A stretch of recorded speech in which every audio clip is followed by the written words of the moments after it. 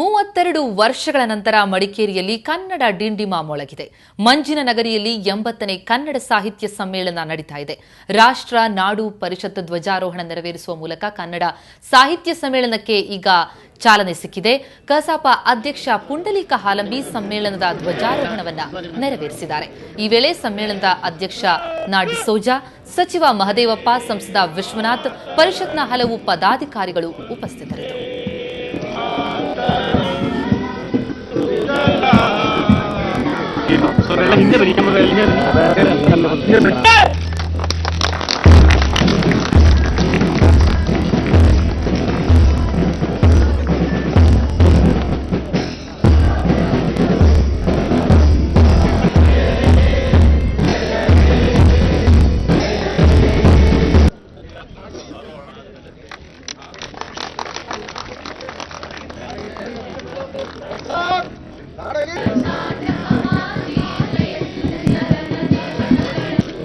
They did it.